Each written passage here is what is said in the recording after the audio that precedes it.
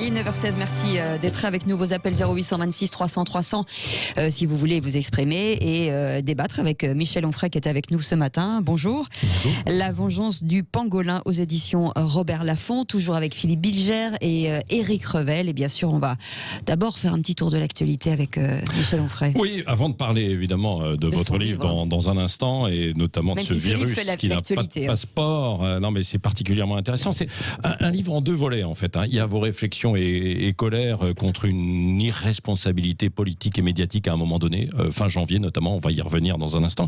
Puis il y a aussi en même temps ce que vous développez, vous aviez déjà développé dans d'autres livres, c'est une réflexion sur l'avenir, sur l'humanité, le cosmos, vous y revenez aussi.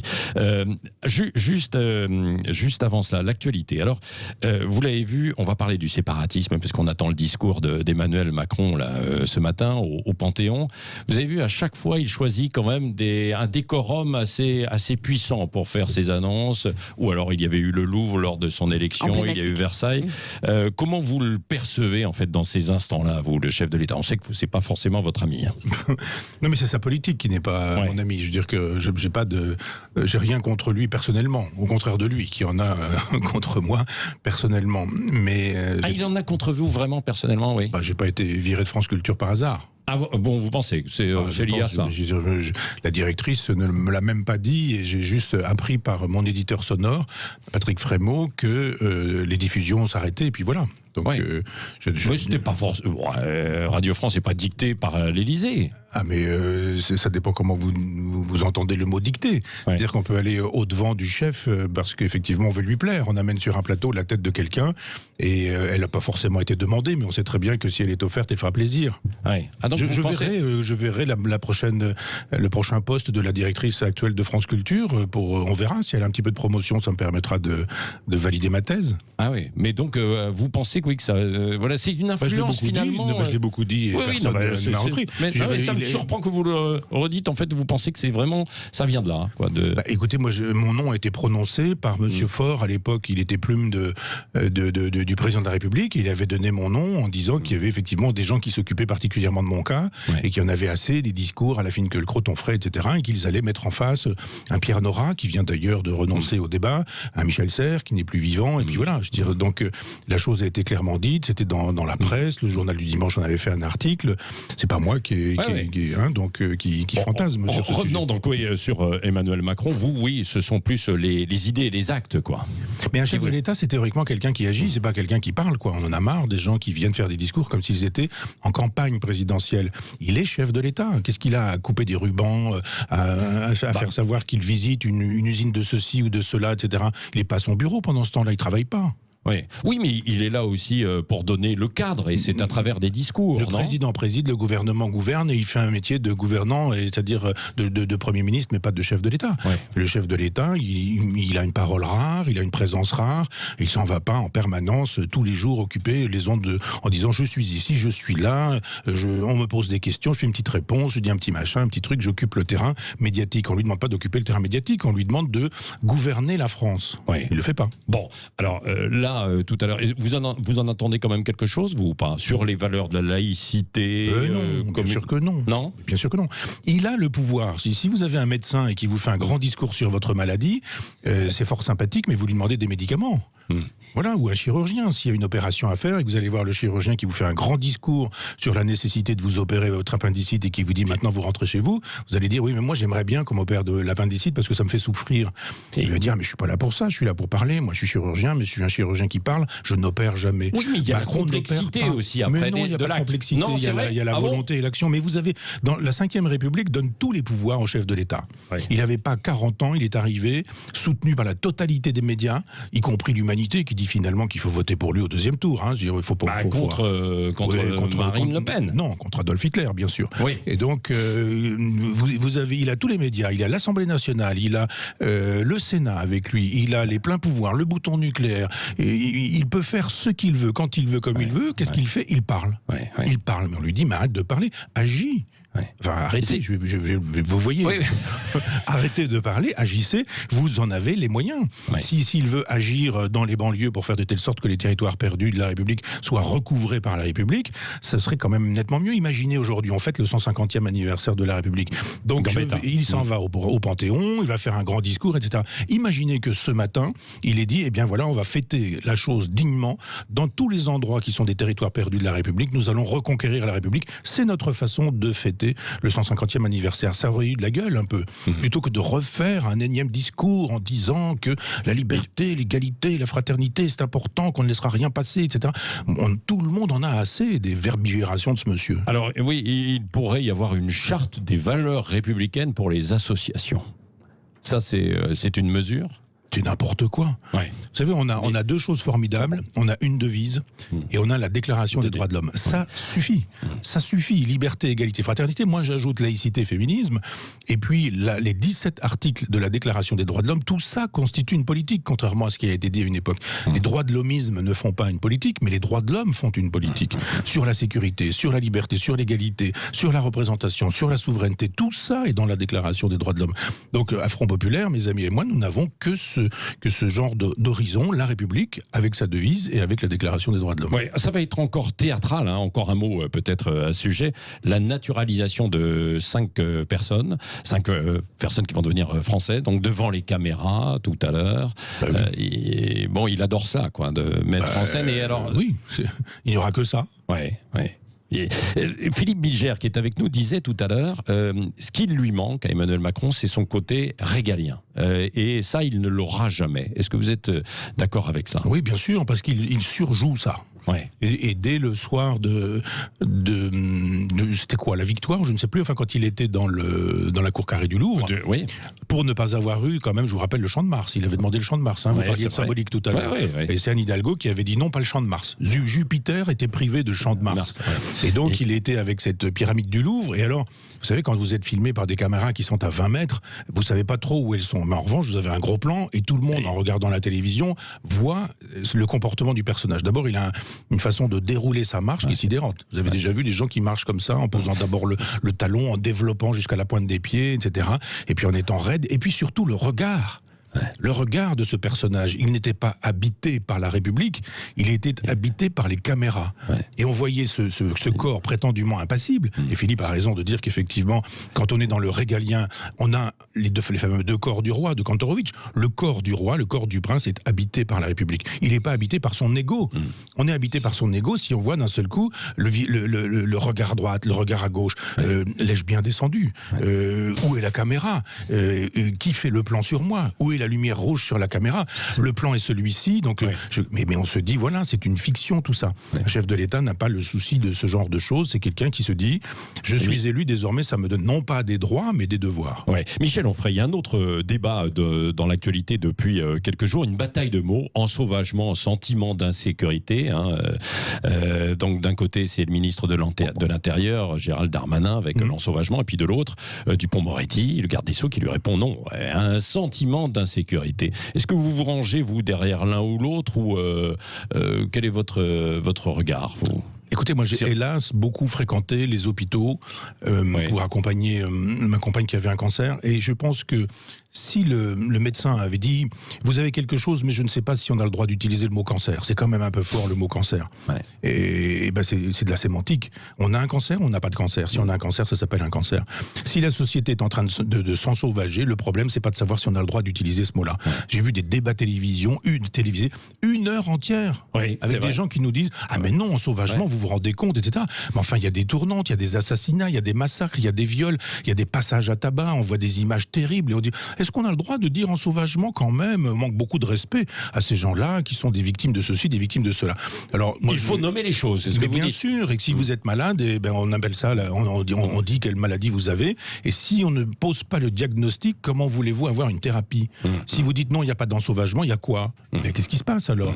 Alors Moretti, ça va bien, mais Darmanin, c'est pareil. il peut y avoir une exagération sur l'ensauvagement, peut-être dans toute la société, quoi. Mais je suis sûr que tous autour de cette table que nous sommes, on s'est fait piquer un téléphone portable, au moins 2. Ça, c'est pas forcément de l'ensauvagement. Bien sûr que c'est ce qu'appelle Natacha Polony des incivilités qui nous pourrissent la vie, quoi. Mais, mais ça commence par là. Les incivilités aujourd'hui, c'est devenu n'importe quoi. C'est-à-dire l'incivilité, c'est un chauffeur de bus qui est tué parce qu'il a demandé à des gamins de porter un masque. Incivilité, mais on rêve, quoi. La sémantique est sidérante. C'est-à-dire si effectivement un assassinat aujourd'hui, enfin je parle sous le contrôle de Philippe, mais si un assassinat est considéré comme une incivilité, si effectivement des gens qui mettent le feu, ça n'est pas un signe d'ensauvagement. Mais souvenez-vous de Jean-Pierre Chevènement qui avait parlé de sauvageant. D'abord, l'inculture des gens a fait qu'ils ne connaissaient pas l'usage dans lequel il utilisait ce mot. Le sauvageon, c'est une branche qui pousse un peu librement. C'est un terme d'horticulture. Et d'un seul coup, on a dit, mais il les traite de sauvages. D'abord, c'était pas sauvage, mais après, pourquoi pas traiter de sauvages des gens qui sont à 20 personnes. Et j'ai lu hier une information de gens quelqu'un qui s'est fait tuer en prison. Il y a quelqu'un qui lui sautait sur le visage une vingtaine de fois, pieds joints sur le visage, en prenant appui sur 2 copains pendant que les autres le tabassaient, 70 coups, etc. Si c'est pas ça de la sauvagerie, alors c'est quoi? Une incivilité. Michel Onfray, La vengeance du pangolin, vous êtes avec nous jusqu'à 10h, aux éditions Robert Laffont, donc votre livre qui vient de sortir cette semaine. On va y revenir dans un instant avec le virus qui n'a pas de passeport. Vous commencez par là, et ça c'est particulièrement intéressant. On va revenir sur une certaine interview en plateau au mois de janvier sur une chaîne de télévision où il y avait la question autour des frontières. Et puis on parlera aussi du professeur Raoult, ça vous dit quelque chose, avec la plainte qui est contre lui. Et Philippe Bilger a envie de vous poser une question. Il piaffe dans un instant comme les auditeurs. 0826 300 300. Restez à 9h28. Le Grand Matin Sud Radio, 7h-10h, Patrick Roger, Cécile de Ménibus. Il est 9h31 ce matin. Michel Onfray est avec nous, philosophe, essayiste, fondateur de la revue Front Populaire, pour ce livre La vengeance du pangolin aux éditions de Robert Laffont. Vos appels 0826 300 300, ça sonne vachement au standard. Il y a beaucoup de gens ce matin. L'élément déclencheur, Michel Onfray, de ce livre, finalement, c'est l'élément de langage. Patrick, là, on a parlé tout à l'heure, le virus ignore les frontières. Oui, alors ça, on ne fait pas plus idéologique que ça. Cette façon de dire, il faut être mondialiste, les frontières c'est une catastrophe, le nationalisme c'est la guerre, enfin cette espèce de jurisprudence Mitterrand, alors que c'est l'impérialisme qui est la guerre, c'est pas le nationalisme, et éventuellement le nationalisme est même plutôt un remède à l'empire. Ce sont les empires, Première Guerre mondiale, Deuxième Guerre mondiale, qui ont fait la loi. Donc je pense que dans cette configuration, on a un chef de l'État qui fait de la politique et qui ne préserve pas les Français. Quand vous dites le virus ignore les frontières, et que vous dites donc on ne touche pas à l'espace Schengen, donc on peut toujours continuer, tout le monde peut rentrer, sortir, les migrants, l'argent, etc. Les biens de consommation, les produits, les objets, réification totale de tout, transformation en chose de tout. Et puis d'un seul coup on nous dit le virus ignore les frontières, mais il ignore pas les frontières de Schengen. On se dit tiens, c'est drôle, il est intelligent ce virus, parce que il est capable de distinguer les frontières de Schengen et puis les frontières qui séparent la France de l'Italie, la France de l'Espagne, la France de la Suisse, etc. Et puis après, il est tellement malin ce virus qu'il est même capable de distinguer les frontières des départements. Souvenez-vous, il y avait des départements, alors des départements en 2 couleurs, et comme c'était Macron, c'était 3 finalement. On devait savoir s'il y avait des départements verts et puis rouges, et puis à un moment donné, il y a eu des départements rouges. Formidable, c'était en même temps. Le orange, c'était en même temps rouge, en même temps vert. Donc c'était très macronien. Et donc je me dis, mais c'est drôle, si ce virus n'est pas capable de respecter les frontières parce qu'il ne les connaît pas, pourquoi connaît-il les frontières des départements d'un seul coup? Donc c'est tout et n'importe quoi. Bien sûr que c'est de l'idéologie. Et le problème, c'est pas que le virus ignore les frontières, c'est que le virus, il est sur quelqu'un qui, lui, n'ignore pas les frontières.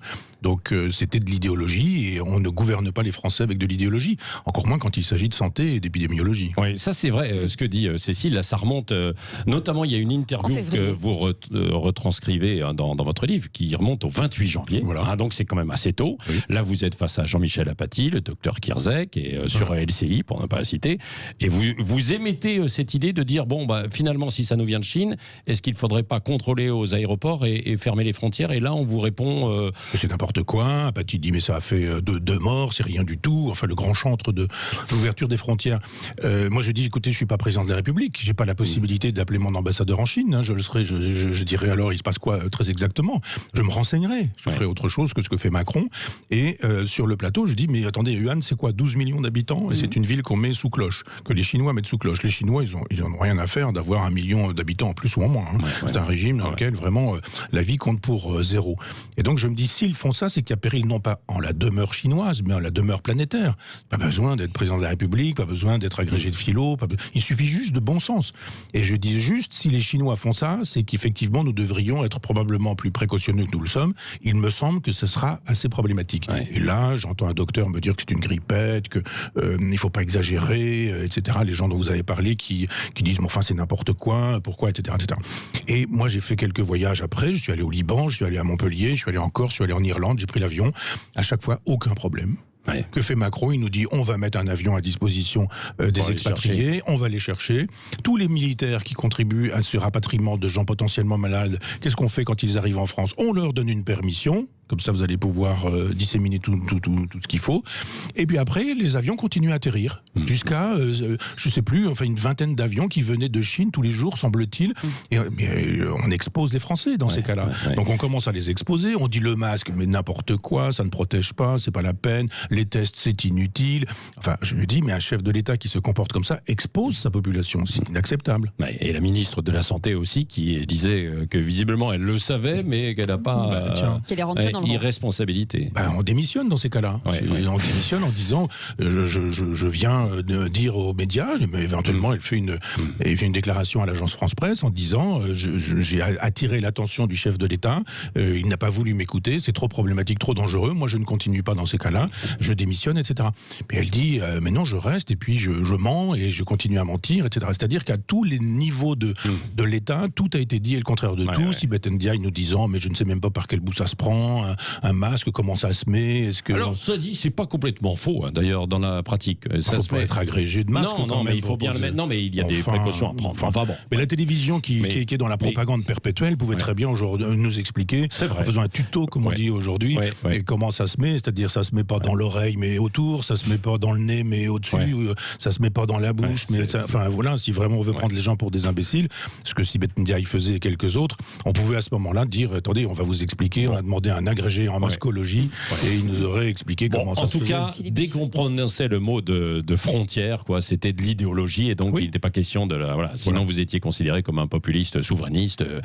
Souverainiste, vous l'êtes. Donc pétiniste, fasciste, nazi. Philippe Bilger, et les auditeurs qui vont vous poser les questions. Michel Onfray, si vous le permettez, 2 questions très rapides. Comment faire le partage entre le principe de précaution qui stérilise l'initiative et le principe de précaution dévastateur tel que celui que vous dénoncez dans le livre? Oui, vous avez raison, parce que moi je suis de ceux qui sont contre le principe de précaution élargi aux limites de la débilité. C'est-à-dire si un petit garçon aujourd'hui veut amener un gâteau dans son école pour fêter son anniversaire avec ses petits camarades, c'est interdit. Principe de précaution, imaginez qu'il y ait une diarrhée dans la totalité de l'école, il va falloir dépêcher des psychologues sur place, ça va être problématique et le traumatisme peut être perpétuel. Vous vous rendez compte, une diarrhée de 48 heures. Donc je dis effectivement, ce principe de précaution est une entrave à l'initiative. Et on a besoin d'initiative. Le principe de précaution qui, lui, s'appuie sur des faits réels. Le fait réel, c'est qu'effectivement, Wuhan était mis sous cloche par le gouvernement chinois.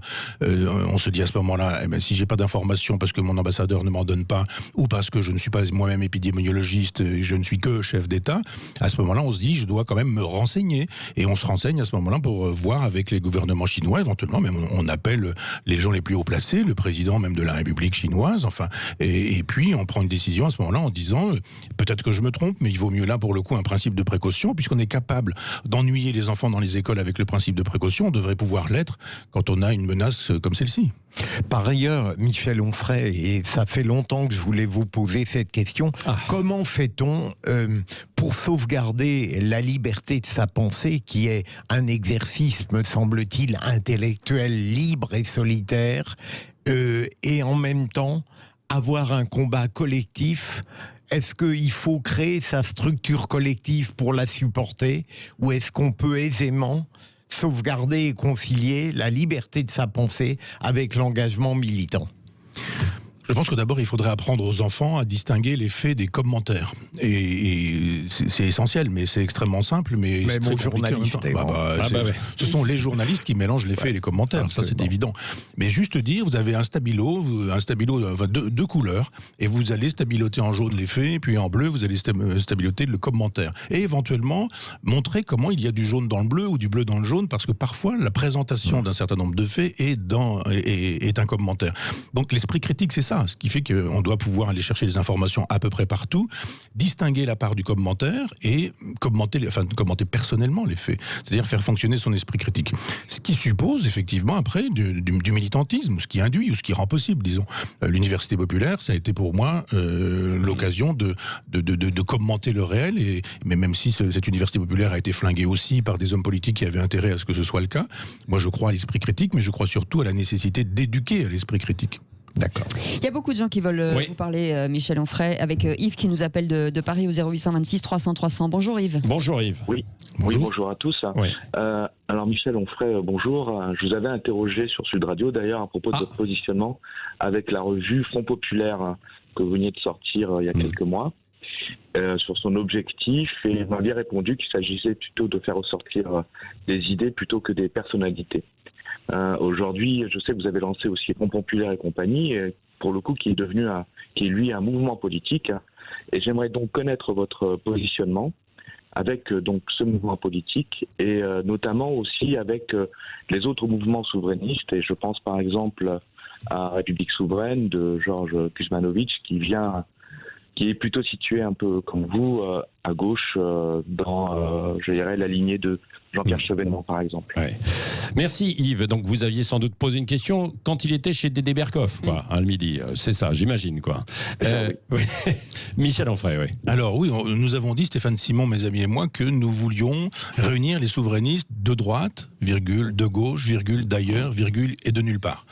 Ce qui fait que la presse genre Libé, Le Monde, l'Obs, France Inter, etc., ont estimé que nous n'avions dit qu'une seule chose, nous allons réunir les souverainistes de droite et de gauche, à quoi ils oubliaient donc de nulle part et d'ailleurs, et à quoi ils ajoutaient que de toute façon, les gens de gauche étaient minoritaires et que dans les 10 000 noms des gens qui soutenaient l'aventure, ils avaient retrouvé 4 personnes dont ils disaient que c'était des gens d'extrême droite, donc c'était surtout un mouvement d'extrême droite. C'est formidable, 0,04% égale surtout des gens d'extrême droite. Et il y avait là-dedans Robert Ménard, alors d'extrême droite si l'on veut, il va falloir qu'on lise ou qu'on relise les mémoires d'un fasciste de Rebatté pour voir ce qu'il y a de commun entre les décombres et puis Robert Ménard. Et donc je dis, mais n'oubliez pas, droite, gauche, virgule, ailleurs et nulle part. Qui a gagné les dernières élections européennes, par exemple, ou les dernières élections municipales ? Les abstentionnistes. 60% de gens ne sont pas allés voter. Ce sont justement souvent, je ne veux pas dire qu'ils sont tous souverainistes, ce serait trop facile de les récupérer tous, mais je veux dire qu'il y a plein de gens qui disent mais on n'en peut plus de cette gabegie. On ne peut plus voter aujourd'hui autre chose que ce qu'on nous oblige à voter, parce qu'effectivement, au bout du compte, il y a toujours Marine Le Pen et puis un candidat du système, qu'il soit prétendument de droite, qu'il soit prétendument de gauche. Et donc nous voulons faire de telle sorte que la politique redevienne ce qu'elle est, c'est-à-dire l'expression du peuple qui reste souverain. Le contraire de souverain, c'est quoi ? C'est quand même sidérant. On n'aime pas le souverainisme, mais le souverainisme, c'est le fascisme, etc. Mais si on n'est pas souverainiste, on est un vassal. Et qui est notre suzerain ? Il faut le dire qu'on n'aime pas la liberté. Chez vous, vous êtes souverainiste. C'est vous qui faites la loi chez vous, c'est pas votre voisin. C'est pas le type d'à côté qui va décider de ce qu'on va mettre dans le frigidaire, de vos horaires de lever, de coucher, de ce que vous allez manger. On en revient aux frontières, quoi. Mais c'est très exactement ça. Et je dis, nous voulons juste reconstituer un front populaire là où il y a un front populicide. Le front populicide, c'est le front qui dit, vous avez voté contre le traité européen en 2005, vous l'aurez quand même en 2008, ça s'appellera le traité de Mais fondamentalement, vous vous sentez encore de gauche ou vous situez où ? De droite ou pas sur les idées ? Est-ce que... Il y a des gauches. Il y a des gauches. Et il y a des gauches qui ont leurs institutions. Le Parti Socialiste, la France Insoumise, le Parti Communiste, etc. Je ne suis pas de cette gauche. Je ne sais pas, enfin vous sûrement vous le savez, autour de cette table vous le savez, mais fin juillet, début août, un texte de loi a été voté à l'Assemblée nationale qui permet aux femmes d'avorter jusqu'à 9 mois pour des raisons psychosociales. Ça s'appelle un infanticide. C'est la gauche, ça C'est ça être de gauche. Alors je ne suis pas de gauche. Laurent Geoffrin, qui dirigeait Libération, a publié une chronique de Béatrice Preciado, où Paul, c'était un garçon qui est devenu une femme, ou l'inverse, je ne sais plus, et qui nous disait il faut en finir avec la domination, la phallocratie blanche, etc., etc. Cette personne faisait l'éloge de l'homosexualité, de la masturbation, etc. Il n'y a aucun problème avec ce genre de choses. Et il ajoutait qu'il fallait aussi pratiquer la zoophilie, qu'il fallait également pratiquer la coprophagie. C'est-à-dire sodomiser son chien et manger les matières fécales de son copain. Je veux dire, si c'est ça la gauche, c'est-à-dire tuer les enfants de 9 mois, manger les excréments de son chien et sodomiser son poisson rouge, eh bien, je ne suis pas de gauche. Ça me paraît évident que je ne suis pas de gauche. Allez, on retourne au standard 0826 300 300 sur ces mêmes paroles. Juste ajouter quand même que ma gauche, elle est celle du socialisme libertaire de Proudhon, c'est-à-dire qui permet l'entreprise, qui permet la libéralisation du travail, qui permet la puissance des provinces, qui permet la puissance des régions, qui a le souci du peuple, qui en finit avec le jacobinisme. Alors évidemment, comme cette gauche, elle est en contradiction avec la gauche du PS, la gauche de la France insoumise, ceux-là aussi font partie de ceux qui disent que je suis un fasciste. Mais vous ne pouvez pas dire que vous êtes de droite. Non, mais ça ne me gênerait pas. Mais ça ne me gêne pas. Je veux dire que j'ai dit à un moment donné dans Le Point que je préférais une idée juste d'Alain de Benoît à une idée fausse de Bernard-Henri Lévy, virgule, et une idée juste de Bernard-Henri Lévy à une idée fausse d'Alain de Benoît. Manuel Valls s'était empressé de dire, regardez, cet homme qui vient de la gauche nous dit maintenant qu'il préfère les idées d'Alain de Benoît. Je l'ai traité de crétin à l'époque. Et donc, on me ressort ça souvent, mais je dis, je n'ai dit qu'une chose extrêmement simple et d'une grande banalité. Je préfère la vérité, où qu'elle soit. L'athée que je suis préfère une vérité de la bouche d'un prêtre. L'homme de gauche que je suis préfère une vérité de la part de quelqu'un qui est un homme de droite, parce que ça compte pour rien pour moi, le fait que les gens soient de droite ou de gauche, qu'ils croient en Dieu ou qu'ils n'y croient pas. Il y a la vérité, il y a la justice, il y a la justesse, et puis il y a un combat important, et puis il y a la France. Il y a ceux qui veulent défendre la France, puis ceux qui ne le veulent pas. Et il y a ceux qui veulent en parler au 0826 300 300 avec Jean. Bonjour Jean. Bonjour. Jean. Bonjour Michel Onfray. Écoutez, je suis en train de boire du petit lait à vous écouter.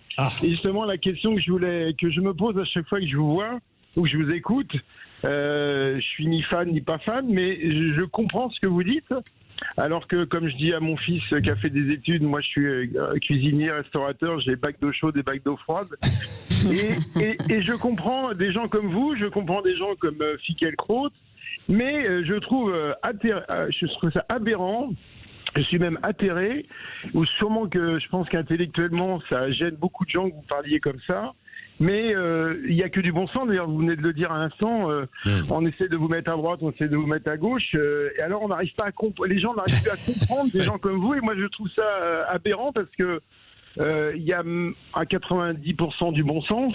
Et je trouve qu'on a perdu le bon sens. Et comment est-ce que vous êtes d'accord ou est-ce que vous êtes à peu près d'un avis de dire que intellectuellement, moi, je me rappelle quand je m'occupais je m'occupe d'un syndicat, j'avais une directrice de communication qui me disait les journalistes, leur Graal, c'est de travailler Libération. Aujourd'hui, leur Graal, c'est de travailler à BFM. C'est-à-dire qu'intellectuellement, on a l'impression que dès que vous dites des mots ou un langage très compréhensible de quelqu'un comme moi, je ne vais pas me descendre, mais c'est vrai que je me dis, bon... accessible en tout cas. Brillant, accessible, oui, c'est ça. C'est accessible parce que c'est bourré de bon sens, et on dirait qu'on nous interdit de réfléchir à du bon sens. Est-ce que vous avez décrit sur Macron, je suis ni pour ni contre Macron, je m'en fous un peu parce que les hommes politiques aujourd'hui, il y a quand même, c'est pas du haut vol. Et c'est vrai que la démarche de la mise en scène de Macron, mon épouse me l'a expliqué exactement comme vous l'avez expliqué. Et donc c'est vrai que voilà, je suis atterré de voir que des gens comme vous, aussi brillants, comme d'autres intellectuels, on les met tout de suite, soit ils sont populistes, soit ils sont fascistes, soit ils sont... C'est comme quand on parle de l'islam, dès qu'on commence à parler de l'islam, on vous dit vous êtes islamophobe, donc vous n'avez plus qu'à fermer votre gueule. Quoi. Alors Jean, Michel Onfray va vous répondre. Hein. Oui, mais c'est moi qui bois du petit lait parce que. C'est une belle déclaration en tout cas. Oui, non, mais en même temps, quand on me dit, par exemple, Laurent Geoffrin estime que le bon sens ça n'existe pas, que c'est un truc de droite le bon sens. Hein. Et moi je dis mais on ne me fait pas de plus beau cadeau qu'en me disant mais ce que vous dites c'est du bon sens. Oui, c'est du bon sens. Et il a raison. C'est Jacques. Non, c'est Jean. C'est Jean, pardon. Il a raison, Jean, de dire qu'effectivement, je ne suis que dans une logique de bon sens. Et c'est quand même sidérant qu'aujourd'hui, on soit obligé de rappeler des choses élémentaires. Donc oui, le monde étant devenu fou, les gens étant cinglés, racontant tout et n'importe quoi, juste dire que avoir des relations sexuelles avec son animal, ça peut pas être quelque chose de défendable et sûrement pas un signe de progressisme, ça me paraît être du bon sens. C'est frappé au coin du bon sens, mais moi ça me va très bien le retour du bon sens. Ouais. Allez, dans un instant, le retour justement de Michel Onfray, La vengeance du pangolin, aux éditions Robert Laffont. Ça sort cette semaine, on va y revenir aussi, on va parler du professeur Raoult et vous continuez de nous appeler. Oui, il nous reste un petit quart d'heure là. Oui, reste là, 9h49.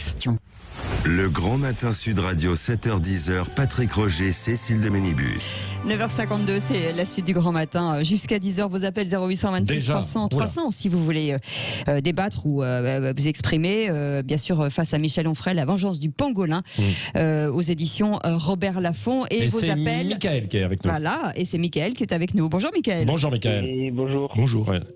C'est vrai, pour savoir, Michel Onfray, je vous avais pas entendu sur la polémique avec Valeurs Actuelles et c'était pour avoir votre avis.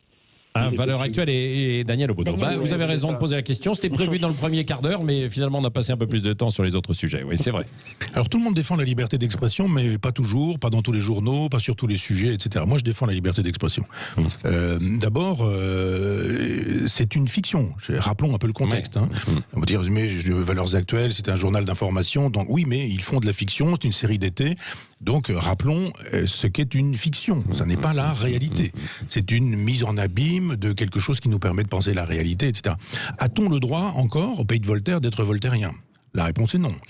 Moi, je me suis fait critiquer par nombre de journaux. Je dirais, Charlie Hebdo a fait 4 pages contre moi. Bernard-Henri Lévy a dit de moi que j'étais Doriot, c'est-à-dire un fasciste qui porte l'uniforme nazi sur le front russe. Je suis pas un pleurnichard. Je me réveille pas le matin en disant oh là là, c'est méchant ce qu'ils ont dit. On donne des coups. Madame Obono donne des coups, elle en prend. Bon, ben voilà, ça fait partie du jeu. Puis là, d'un seul coup, le président de la République fait un tweet pour la soutenir. Le Premier ministre fait un tweet pour la soutenir, etc.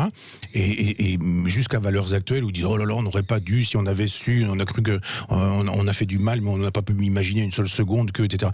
Cette reculade est quand même quelque chose dont on ne se remet pas.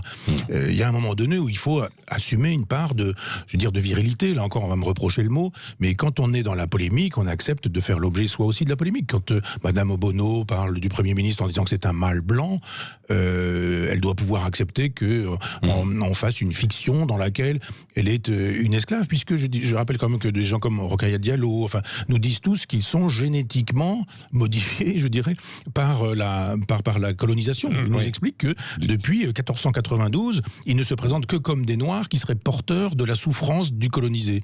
Et les Blancs seraient tous, nous autour de cette table, nous sommes tous des coupables, des salauds de coupables, parce qu'on est blancs et qu'on porte le colonialisme. Donc d'un seul coup, ces gens qui racialisent, qui sont donc racistes, qui estiment que les Noirs ont toujours raison parce qu'ils ont été colonisés au XVe siècle, que les Blancs ont toujours tort parce qu'ils ont été des colons au XVe siècle, qui se trouvent dans une fiction, je le rappelle, présentée comme une esclave, ça fait partie de la règle du jeu. Je dirais, on se fait agresser, c'est pas forcément très drôle. Moi, quand je me fais traiter de nazi par Charb jadis, quand j'écris un livre sur Freud, c'est pas forcément très drôle, mais il me viendrait pas l'idée de porter plainte ou de jouer la pleureuse en disant ils sont méchants avec moi. Oui, d'un mot, parce qu'il nous reste plus qu'une minute. Le 1er octobre, vous serez à Marseille avec le professeur Raoult. Donc vous le défendez toujours, le professeur Raoult, malgré là les plaintes de plusieurs centaines de médecins infectiologues? C'est pas malgré, c'est justement parce qu'il y a les plaintes et que ça me réjouit.